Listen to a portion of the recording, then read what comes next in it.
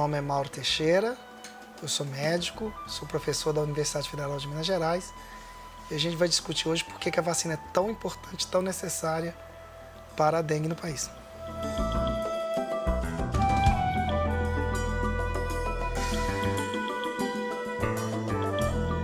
Meu nome é Isabela Rocha, sou formada em Administração de Empresas, trabalho na Fundep e acho que hoje a gente vai ter uma conversa bem importante, uma vez que uma epidemia, que milhões de pessoas já tiveram a dengue e eu acho que é importante a gente debater e conhecer um pouco mais sobre o tema.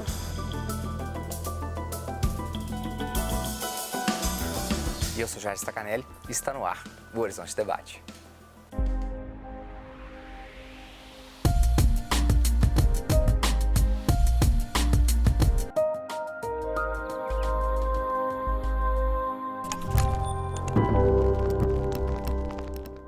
Olá, uma nova esperança contra a dengue chega ao Brasil, a Dengvaxia. Primeira vacina contra a dengue disponível no país, será comercializada e pode custar de R$ 132,76 a R$ 750.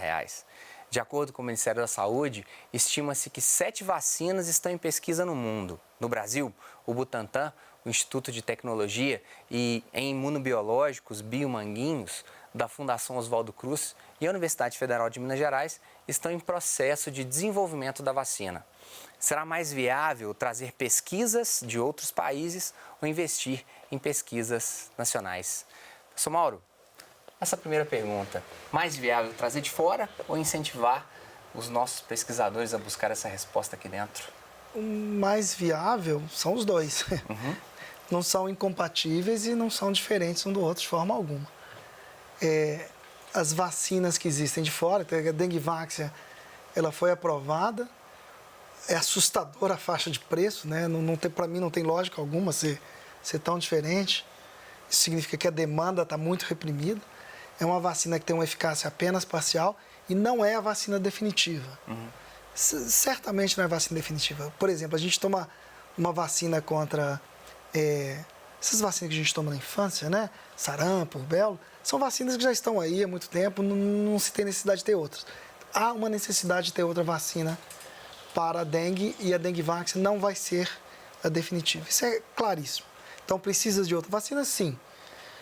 Os estudos de vacinas de fora estão muito mais avançados que os estudos das vacinas nacionais. Não tem dúvida. A segunda vacina mais avançada depois da Dengvaxia é a vacina que está sendo testada. Quer dizer, a gente não fala vacina. Vacina é quando funciona. É o candidato vacinal do Butantan. Né? E os estudos clínicos já começaram, que eu chamo estudo clínico fase 3, em que se avalia a eficácia da vacina. Isso já começou, tá? Agora em junho e deve começar até setembro. Um dos centros é aqui em Belo Horizonte, aqui perto, inclusive, no Jardim Montanhês. É a primeira vez que a gente fala isso em público, aliás. O recrutamento deve começar agora em setembro. E é isso, quer dizer, nós vamos testar para ver se essa vacina do Butantan funciona. As outras vacinas estão vindo. Então, até você ter realmente alguma coisa definitiva, a gente precisa de testar. Se vem de fora ou não, para a população é irrelevante. Né? Ela quer que alguma coisa funcione. Se é necessário fazer no Brasil, sim, porque vão surgir outras doenças. Então, a gente tem que ser capaz de lidar com o que vai acontecer depois. Isabela, eu acho que esse programa vai trazer algumas explicações para uma doença que está batendo a porta das pessoas e que, de alguma forma, está no vocabulário das pessoas. O que fazer, quais os sintomas, como medicar ou não. O indivíduo, desde a educação fundamental, básica, até o sujeito com pós-doutorado, sabe por quê. Quando chega o período chuvoso, falamos de dengue o tempo todo. É verdade que o país que tem a grana, que investe em medicamento, que investe em saúde, não quis pesquisar dengue e agora nós é que estamos puxando isso aí? Como que funciona esse processo, por exemplo, na Fundação de Desenvolvimento de Pesquisa? Como que funciona isso? Assim, nós estamos correndo atrás porque somos pobres e porque sofremos disso? Como é que funciona esse processo? Não vejo muito que a gente corre atrás porque somos pobres. Inclusive, a gente recebe investimento internacional para fazer as pesquisas sobre dengue, né?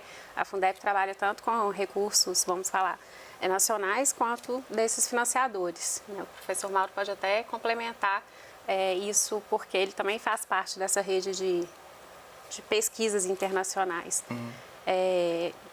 E acho, assim, que é muito necessário que o governo olhe para o caso, porque, assim, está acontecendo aqui no Brasil. Né? Não acontece em outros países e outros países estão vendo isso. Então, precisa que o nosso governo também veja isso com um olhar mais focado, mais detalhado, investindo um pouco mais. O pesquisador, ele tem essa voz junto ao governo para chamar esses recursos? Os pesquisadores têm essa voz, mas a gente não... A percepção que eu tenho como Fundep, que faz o gerenciamento desse recurso, é que hoje a gente está numa escassez de recursos no país. Assim. Então, tem esse conflito. Nós temos pesquisadores excelentes, mas não temos recursos. Estamos falando da ordem de o que, Isabela? Assim, triplicar, quadruplicar? Nós estamos falando da ordem de quanto mais? É difícil mensurar o quanto é necessário, né? Eu acho que tem que ter o olhar de qual o avanço que teve no estudo da vacina, né? Não sei, do estudo assim, da fase dela poder ser aplicada, verificar onde que está com mais avanço.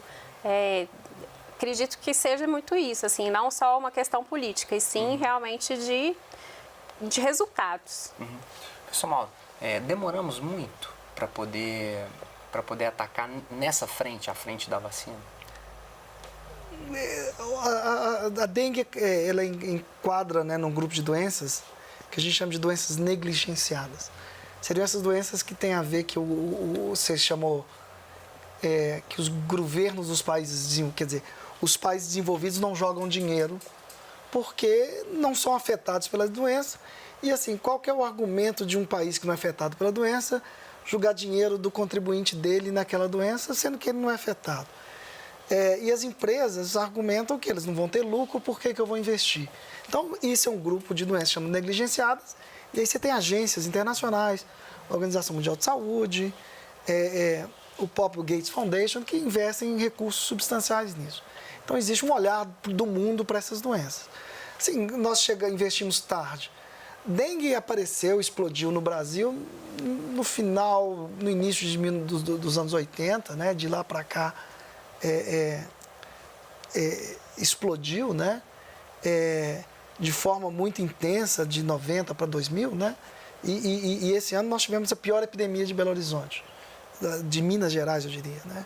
Foram muitos casos e muitas mortes por dengue. A gente investe pouco, esse argumento é para tudo, talvez sim, olhando para trás. Né? Então, assim, sim, deveríamos ter começado antes, o mundo deveria ter pensado nisso antes. Zika, por exemplo, a resposta vai ser diferente, né? Que é muito próximo. As coisas estão acontecendo mais rápido pela gravidade e pelo interesse mais mundial nisso. Então, assim, esse argumento de que olhamos atrasado, sim, temos recursos suficientes, não tem. E o Brasil sofre muito de infraestrutura, né? Em tudo. Você vê os esportistas dos Jogos Olímpicos que estão acontecendo agora. Não adianta você ter um bom atleta se ele não tem os aparelhos para treinar, os campos adequados, a capacidade de ir para o treino, voltar.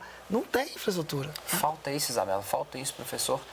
E em que medida? Por exemplo... Estrutura de laboratórios. Sim, né? Por exemplo, importação, isso fica preso nas aduanas, professor Mauro. Como é que funciona isso, Isabela, professor? Como é que, para levar para o telespectador essa vacina que eu tenho certeza que muitas pessoas pensaram em tomar, né? Assim, qual que é a dificuldade disso? A Fundep ainda consegue viabilizar com muito mais agilidade uma importação. Mas muitas vezes a gente depara, né, com greve da Polícia Federal, que aí tem entrave. Não só, a gente tem que pensar que pesquisas são tão amplas, né? A gente tem carga viva, como alguns camundongos, e que tem um tempo determinado de vida e se fica preso, compromete toda a pesquisa que está acontecendo no laboratório, entre vários outros exemplos. Então, a gente lida com muitos entraves, assim. Como fundação de apoio, a gente consegue desburocratizar um pouco, mas ainda assim é difícil fazer pesquisa no país. Às vezes para por conta disso, professor? Em números. Se eu estou na Inglaterra, num laboratório, dependendo da empresa, para boa parte das empresas, se eu coloco um pedido até 5 horas da tarde, ele chega na minha mesa no dia seguinte até as 9 horas da manhã. E eu pago depois de receber o pedido. No Brasil, eu pago antes e demora de 2 a 3 meses. A um custo que é 2 vezes o que eu pagaria na Inglaterra ou nos Estados Unidos. né, o custo Brasil. Sim. Quer dizer, o custo Brasil que os empresários reclamam existe para a ciência de forma muito intensa. Nós temos que desburocratizar o país. Isso é tudo muita lei, muito tudo. Falta essa discussão, professor, assim, ser levada às pessoas? Eu acho que falta tomar as atitudes e diminuir um pouquinho. Nós temos essa tendência a criar muita norma para tudo, né? Sr. Mauro, Isabela, eu não sei se vocês pensam dessa forma. Quando discutimos a questão do impacto social da dengue com epidemiologistas e com sociólogos e líderes comunitários, a sensação que eles nos passavam é assim, olha, parece que estão colocando a culpa em nós. Que a culpa é do meu pratinho de vaso de planta. A dengue, o único culpado da dengue é o meu pratinho no meu vaso de planta. Isso é verdade, professor? Isso é verdade, Isabela? É jogar areiazinho no pratinho, tá tudo bem, os 10 minutos contra a dengue por semana, é isso que funciona? Uma opinião minha, assim, pelo que eu vejo de pesquisa da universidade, não é simplesmente um pratinho. Né? Existem várias frentes que as coisas poderiam estar mais amenizadas e a gente vê que existe interesse de político, desvio de verba, isso acontece muito no nosso país. Porque se não se investe em saneamento básico, Exatamente. o sujeito vai jogar areia no pratinho dele a vida inteira e ele vai continuar tendo foco de dengue lá. Né? O pratinho é importante, tá? Eu diria que hoje o lixo é mais importante que o pratinho e é falado pouco. Nós moramos em ambientes sujos, né? Muito lixo na rua, muito copo, garrafa e falta compreensão. A dengue não tem nenhum país do mundo, nenhum, em que dengue entrou e ela sumiu de vez, que ela foi erradicada. Nenhum. Então nós não temos conhecimento para erradicar. Então, eu acho que esses argumentos do governo é muito fácil, né? Eu também tenho essa sensação de que é muito culpa das pessoas e eu acho que isso é muito forte mesmo no discurso. Eu acho que eles deviam dizer, claro, olha, nós não sabemos enfrentar dengue de forma conhecida, nós não temos os instrumentos. A vacina é um deles e vão surgir outras coisas, mosquito transgênico, mosquito com Wolbachia, tem várias coisas acontecendo que vão melhorar nossa capacidade de lidar com a dengue. Tá. Mas ainda nós não sabemos como lidar com isso. E pôr culpa no pratinho ajuda, quer dizer, é muito simples. E finalmente, assim, uma presidente falar que o país vai perder a guerra do mosquito. O país já perdeu a guerra para o mosquito há muitos anos. Não é guerra, é uma relação que a gente tem que estabelecer de conseguir diminuir as doenças que esse mosquito transmite.